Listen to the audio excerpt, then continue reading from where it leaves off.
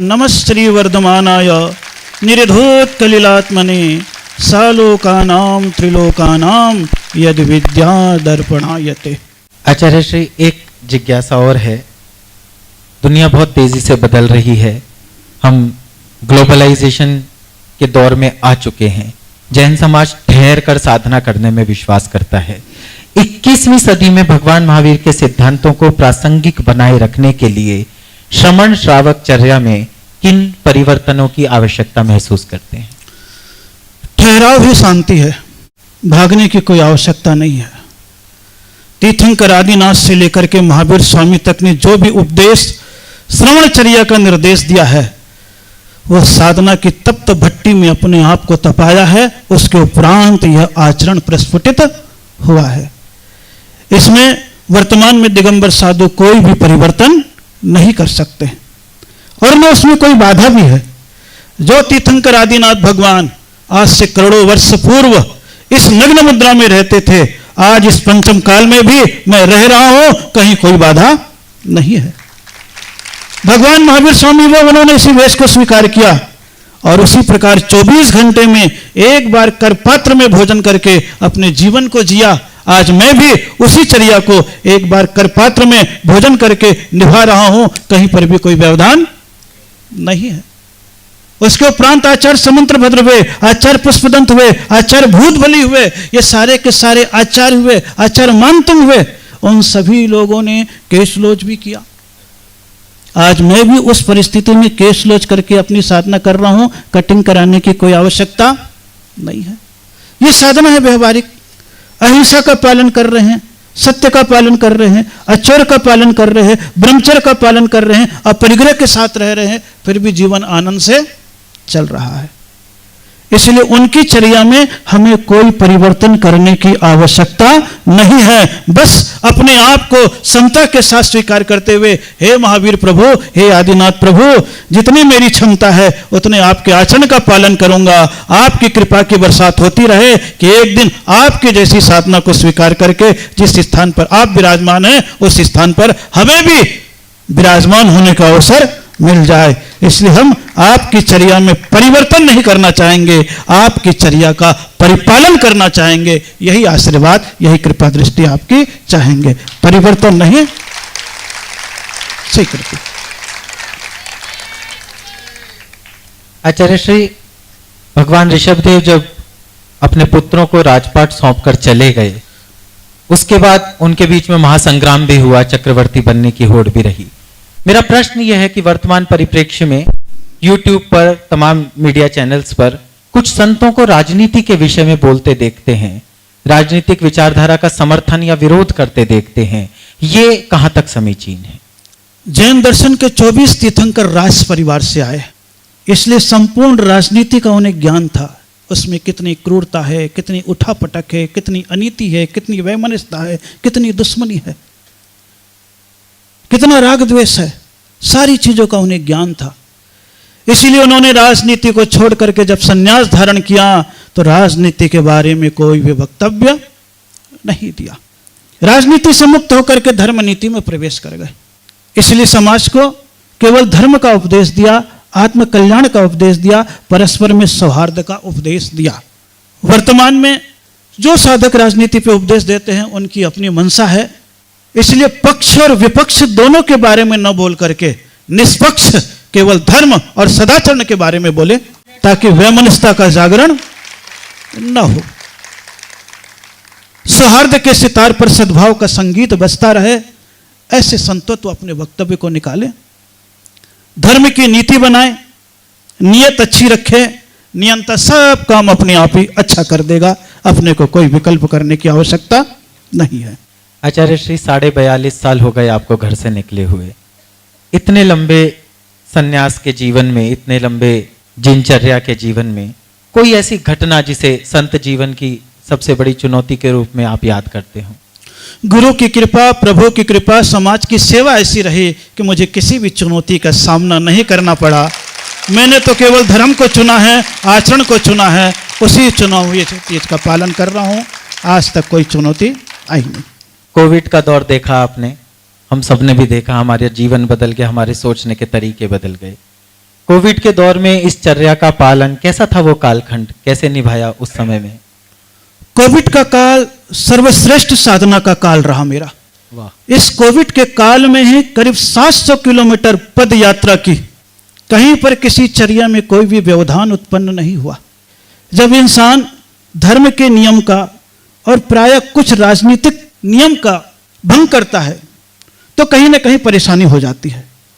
लेकिन मैंने न धर्म की नीति का उल्लंघन किया और न ही सरकार ने आज्ञा दे दी 7 बजे के बाद कोई रास्ते पर नहीं रहेगा। मैं 7 बजे के पहले 10-12 किलोमीटर रोज विहार करता। 18 लोगों की टीम, सरकार का ऐसा साथ कि जहां पर भी जाऊं तो पहले डॉक्टर पहुंच जाए चेक करने के लिए, पुलिस व्यवस्था ऐसी कि अपने आप फूटर बजा करके निकल जाए, मार्ग में कोई व्यवधान नहीं। लेकिन उस समय मार्ग में देखता था हजारों लोग जो कभी मोटरसाइकिल में, टेम्पो में अपने बच्चे को हाथ में लिए, कंधे पे लिए, सिर पर बोझा लिए ले जाते थे। उनकी जिंदगी को जरूर देखा कि कैसे दुखित हैं, कैसे व्यथित हैं। एक बीमारी ने उनके जीवन को अस्त और व्यस्त कर दिया, लेकिन मैं तो अपने आप में स्वस्थ और मस्त रहा। वाह।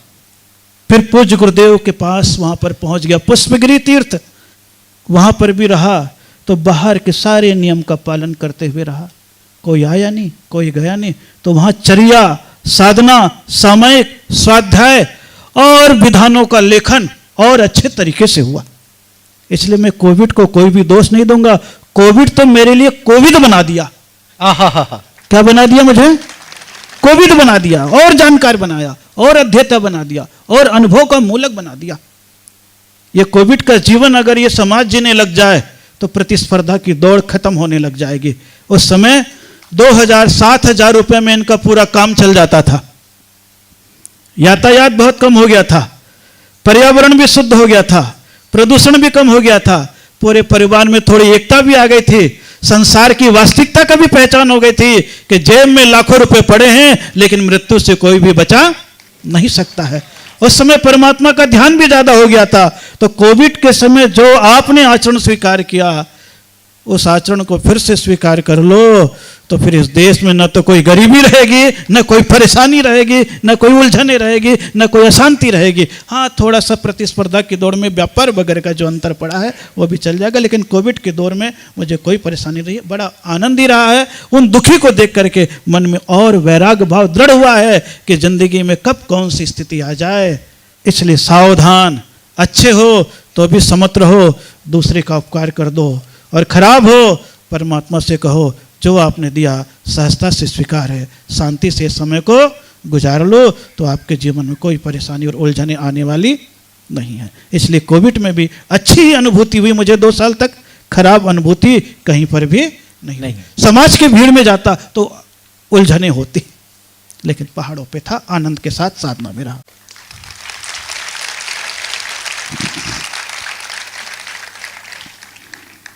संलेखना, समाधि, ये 2 ऐसे शब्द हैं जिनको लेकर कई बार विवाद हुआ है, न्यायालय तक बात गई है। कैसे आसानी से कैसे समझाएं उन लोगों को जो जैन परंपराएं नहीं जानते कि संलेखना और समाधि आत्महत्या नहीं है? बहुत सुंदर। संलेखना का मतलब होता है सम्यक प्रकार से अपना लेखन करना, जीवन की रचना करना। जिंदगी को साधना के साथ जिया, धर्म के साथ जिया, तो मृत्यु द्वार पर दस्तक दे उस समय अपने आप को समझने के लिए ये सोचना कि मिट्टी की दीवार है, बरसात का मौसम है, ज़्यादा समय टिकने वाला नहीं है। इसकी विलासिता से रिपेयरिंग करने की कोई आवश्यकता नहीं है। जैसे कोई कैंसर का मरीज होता है तो डॉक्टर कह देता है 6 महीने की जिंदगी है, इसलिए तुम्हें जो यात्रा कराना हो, जो सेवा करना हो कर लो। उस समय परिवार के लोग कहते हैं, उनको बताते हैं, वो तो बेचैन होता है क्योंकि उसके भीतर मौत का भय है। लेकिन उस समय डॉक्टर ने कह दिया 6 महीने का समय। उसी प्रकार जब उम्र का अंतिम पड़ाव आता है, शरीर क्षीण होने लगता है, भोजन कम होने लगता है, तो एक साधक सोचता है इतने दिन तक मैंने साधना की, शरीर को तपाया है, मौत मेरे द्वार पर दस्तक दे रही है, जाना तो मुझे है ही है, इसलिए हे परमात्मा दुनिया के विकल्प लेकर के क्यों जाऊं। इसलिए अपने जीवन में जीते जी त्यागू आहार पानी, औषध विचार अवसर, टूटे नियम न कोई, दृढ़ता हृदय में लाऊं, दिन रात मेरे स्वामी मैं भावना ये। हे परमात्मा, अंतिम समय तुम्हारा स्मरण रहे, सारे संसार का विस्मरण हो जाए। इसलिए संलेखना अपनी आत्मा को परिमार्जित करने का समय है, न कि इच्छा मृत्यु। इच्छा मृत्यु जो होती है वो इच्छा मृत्यु तमन्ना से होती है, आकांक्षा से होती है, पाप भाव से होती है। जरा सा अफेयर चल गया, नहीं मिली मन की, सुसाइड। बीमार पड़ गए, नहीं जी पा रहे, इच्छा मृत्यु की आकांक्षा हो गई। बोले वो मौत द्वेषात्मक है, पापात्मक है, हिंसात्मक है। लेकिन अपने साधना करते हुए उम्र के अंतिम पड़ाव में शरीर की क्षीणता को देखते हुए अगर सब वस्तुओं का त्याग करके संलेखना लेता है तो वह समाधि आदि व्याधि उपाधि से मुक्त होकर के परम परमात्मा के साथ मिलाने में कारण बनता है। इसलिए जन समाज में समाधि को आत्म साधना का रूप माना गया है, शरीर के मौत का कारण नहीं माना गया है। वो परमात्मा की साधना है जिसे जैन शास्त्रों में कहा गया है उपसर्गे दुर्भिक्षे जरसी रुजायाम च निप्रतिकारे। जब उपसर्ग आ जाए, दुर्भिक्ष आ जाए, शरीर में बीमारी आ जाए, किसी चीज का तुम इलाज न करा सको, उस समय तुम क्या स्वीकार कर लो? समाधि को स्वीकार कर लो कि हम मिट्टी की दीवार को ज्यादा सुरक्षित रखने की कोई आवश्यकता नहीं है। इसी सहजता में परमात्मा के चरणों में समर्पित कर दो। तो परमात्मा के चरणों में अपने तन मन जीवन को समर्पित करने का नाम जैन धर्म में संलेखना है, समाधि है, जिसे सहज रूप से स्वीकारा गया है। आचार्य श्री, दो शब्द हैं, दो शब्द युग्म हैं, एक धर्म का प्रदर्शन और एक धर्म की प्रभावना। प्रभावना करते करते कई बार प्रदर्शन की ओर बढ़ जाते हैं। इस दोनों के बीच की लकीर को कैसे समझा जाए?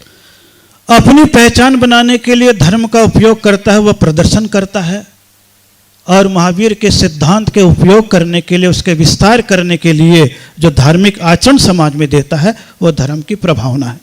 वाह। तो महावीर के सिद्धांत के विस्तार का नाम है प्रभावना और अपनी पहचान बनाने का नाम है प्रदर्शन। वाह। इसलिए प्रदर्शन से बचे और धर्म की प्रभावना करें। एक सामान्य प्रश्न जो अक्सर सेलिब्रिटीज से पूछा जाता है, और जैन समाज के लिए आपसे बड़ी सेलिब्रिटी कोई नहीं है, यदि आप दिगंबर साधु न होते तो क्या होते? 12.5 साल की उम्र में बैरागी बन गया, सोचने का तो ढंग ही नहीं था क्या बनना है। आज के बच्चे जैसा डिजिटल बच्चा तो था नहीं। उस समय तो क्या है, माता पिता की आज्ञा सर्वोपरि और कुछ भी नहीं। लेकिन हाँ, घर वालों की जरूर इच्छा थी कि दो हम और कमलेश, दो बेटे थे, बोले एक को सीए बनाएंगे, एक को डॉक्टर बनाएंगे। तो मेरा नंबर डॉक्टर में जाने वाला था, उसका नंबर सीए में जाने वाला था, लेकिन मैं सन्यासी बन गया, वो अपने आप में व्यापारी रह गया। इसलिए कोई तमन्ना नहीं थी उस समय कि क्या बनना है, जो हूं अच्छा हूं। वो बालक ही अच्छा था। 12.5 साल की उम्र, उसके उपरांत सन्यासी भी बना, ब्रह्मचारी, क्षुल्लक, एलक 12 साल तक रहा, अणुव्रती बन करके। उसमें भी कोई आकांक्षा नहीं, केवल अध्ययन और साधना। उसके उपरांत 24 साल की उम्र में दीक्षित हो गया। यह मुनि अवस्था को स्वीकार कर लिया, कोई आकांक्षा नहीं, निष्कांक्ष भाव, निरधिकार भाव, आनंद से चला। इसलिए क्या बनना है ये तो कभी सोचा ही नहीं, क्या हो उसी में आनंदित हो। अपना प्रयास, अपनी साधना करते जाओ, जो परमात्मा को बनाना होगा वो बना देगा, उसी में मैं राजी हूं। जो मेरा कर्म बनाएगा उसी में मैं राजी हूं, जो मेरी साधना बनाएगी उसी में राजी हूं। मैं कुछ बनने के लिए तैयार नहीं हूं। बनने का मतलब है अपने आप को बांधना, क्या कहने, और होने का मतलब है अपने आप को पाना। तो मैं अपने पाने की साधना कर रहा हूं, कुछ बनने की साधना नहीं कर रहा हूं। गृहस्थ जीवन में आपने बताया कि आपके माता पिता की आकांक्षा थी कि आप डॉक्टर बने। जीवन आशा जैसा एक प्रकल्प ऐसा है जो पूरी दुनिया के लिए एक मिसाल है, और वो आपकी प्रेरणा से चल रहा है। तो कहीं अपने गृहस्थ जीवन के माँ बाप की उस आकांक्षा की पूर्ति इस प्रकल्प में देखते हैं? नहीं, कोई आकांक्षा नहीं। सामान्य रूप से समाज में रह करके जब पीड़ितों को थोड़ा सा देखा तो मन में एक भाव दया का जरूर जगता था। क्योंकि जब से मैंने बना हूं तब से न जाने क्या रहा कि जन्म दिवस जब भी मेरा मनाया गया तो समाज में अपने आप ही परोपकार दिवस के रूप में मनाया गया। क्या बात, वाह। तो उस समय कभी कभी मैं देख लेता था इस पीड़ितों को, दुखितों को और विकलांगों को कि हे भगवान, अपने घर में ही विकलांग पैदा हुआ तो घर वाले उसे स्वीकार नहीं करते। उपेक्षित जीवन है, दुखित जीवन है। तो मेरे मन में यह भाव जगा कि कहीं ना कहीं हे प्रभु, तुमने शक्ति दी है, सामर्थ्य दी है, समाज में प्रभावना दी है। और मैं अपने छोटे से जीवन काल में 25 साल की मुनि अवस्था की उम्र में 50 पंच कल्याणक से ज्यादा करा चुका। 10 मंदिर बन चुके, मान स्तंभ बन चुके, और रोज भगवान की प्रार्थना में करते जाते थे, होवे सारी प्रजा को सुख। ये प्रार्थना तो रोज करते थे, लेकिन मेरे मन में आ गया एक दिन गाजियाबाद पंच कल्याणक में मैंने प्रजा को सुख देने का साधन कौन सा तैयार किया। कहता तो हूं लेकिन कभी तैयार नहीं किया। और उस समय भगवान का जन्म कल्याणक महोत्सव था और ये बात समाज के सामने रखी। गाजियाबाद में 2 सज्जन, अशोक कुमार जी जैन सीए और जम्बू प्रसाद जी जैन, ये दोनों सज्जन खड़े हुए, बोले महाराज आप क्या चाहते हैं समाज के सुख के लिए। मेरे मन से निकल गया कि छोटी मोटी पुड़िया देने वाले औषधालय की जगह एक ऐसा चिकित्सालय बनाना चाहता हूं जिसमें कम से कम लोगों को जिंदगी जीने का एक मकसद सिद्ध हो जाए। उन लोगों ने उस बात को स्वीकार किया। मैं चलता चला गया और लोग मिलते चले गए। ऐसी जीवन आशा में रमेश कुमार जी जैन थे जो उसके ट्रस्टी बने, और भी यहाँ पर बहुत सारे सज्जन बैठे हुए। आज वो विकलांग हॉस्पिटल वहाँ पर निर्माण किया। 5 साल हो चुके हैं, 6000 से ज्यादा लोगों को हाथ और पांव दे चुके हैं। जब नई पीढ़ी को, बालक और युवतियों को दिया जाता है, हाथ जिनके कटे हैं, अपने हाथ से कुछ नहीं कर सकते, जवान है सेंसर वाला, अपने हाथ से गाड़ी चलाना, काम करना, लिखना सब करते हैं, देख करके मुझे अपने आप में सुकून मिलता है, आनंद आता है। ऐसा लगता है हे प्रभु, मैंने वास्तव में साधना करते हुए दूसरे की वेदना को अपनी संवेदना बना ली है। और जब से मैं दूसरे की वेदना को संवेदना बनाया तो उन श्रावकों का साथ रहा। मन में एक विचार था, मैं चलूंगा लोग मिलेंगे, आगे बढ़ गया मैं। आज वही हुआ, मैं चला लोग मिलते चले गए। अगर मैं सोचता लोग मिलेंगे मैं चलूंगा, वहीं बैठा रह जाता। क्योंकि जन समाज में मैं अक्सर देखता हूं, मंदिर और मूर्ति के नाम पर इनसे करोड़ों निकलवा लो। 1 मिनट में अभी मैं कहूंगा 24 का निर्माण करना है, 24 व्यक्ति हाथ खड़ा कर देंगे। लेकिन मैं कहूंगा अनजान, अपरिचित, जिनसे तुम्हारा कोई संबंध नहीं है, उसका जीवन सुखी हो जाए, बीमारी से दूर हो जाए, अपने पांव पर खड़ा हो जाए, ऐसा काम करना है। सोचते हैं, बोलते तो हैं फैले प्रेम परस्पर जग में, लेकिन वो प्रेम का भाव नहीं पनप पाता है। तो एक विचार उत्पन्न हुआ, तब उस विचार से एक जीवन आशा हॉस्पिटल का निर्माण किया। और मेरा भाग्य इतना अच्छा था कि भूगर्भ से प्राप्त भगवान महावीर स्वामी की एक प्रतिमा मुझे प्राप्त हो गई जो 1200 साल पुरानी थी, जो वहां से मेरे पास आई और उसी मुरादनगर क्षेत्र में जहां जीवन आशा हॉस्पिटल बनाया, वहीं पर विराजमान कर दिया। तो एक साथ दवा और दुआ एक जगह मिल रही है लोगों को, और दवा और दुआ मिल रही है।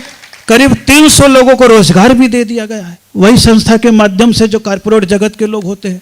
ऐसे लोगों को मैंने देखा एक्सीडेंट में यहां से पांव कटा, उन्होंने वीडियो दिखाया, और जब आज वहां पर आकर के पूर्ण इलाज करा करके बैठे और वहीं पर काम कर रहे हैं। वाह, पता भी नहीं लगेगा आपको।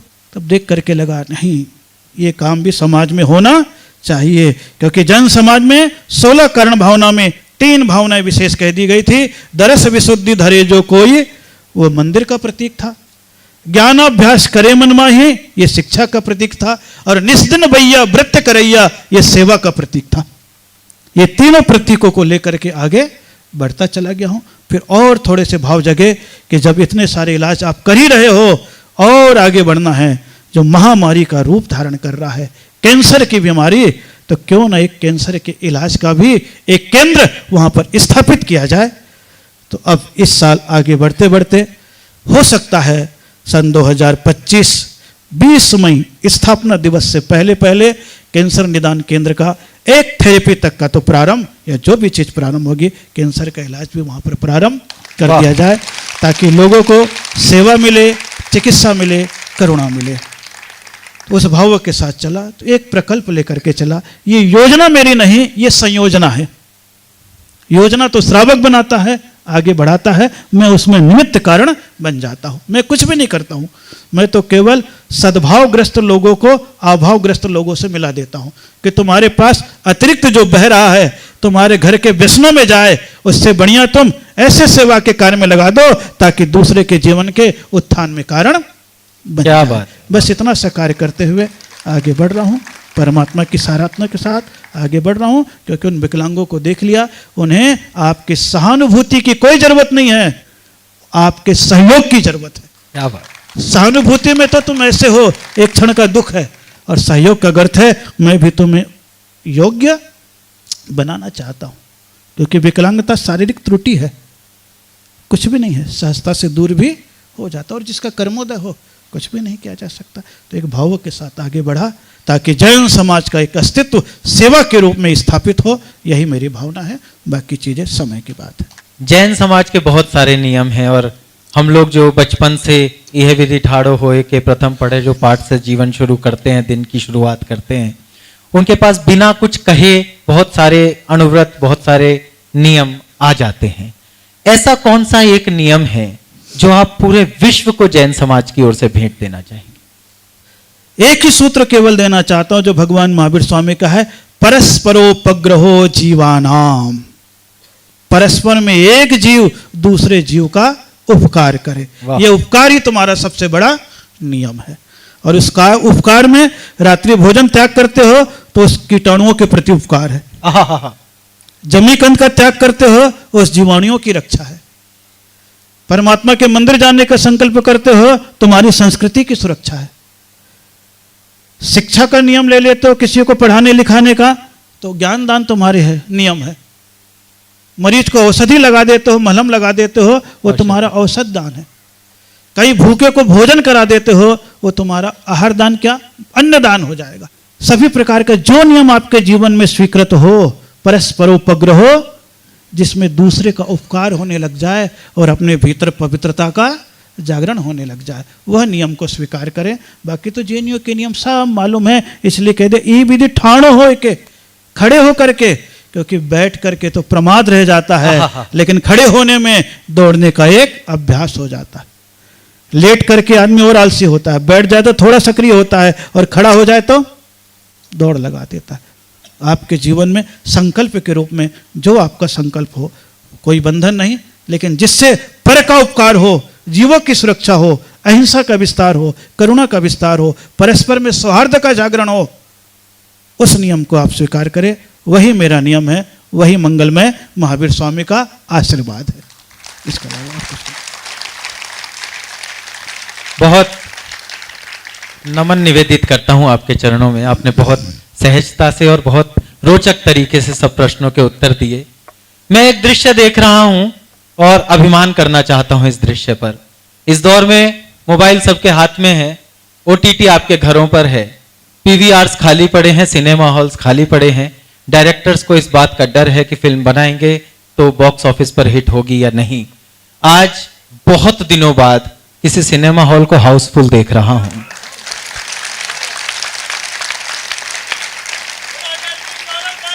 महाराज की जय, जय जय गुरुदेव। और मैं ये चाहता हूं कि ये समाज की ओर से, हम लोगों के आचरण की ओर से ये संदेश जाए डायरेक्टर्स के पास कि जिन स्क्रीन्स पर चलचित्र चलते हैं उन पर चल चरित्र चलाने शुरू कर दो तो आपके हाउसफुल हो सकते हैं।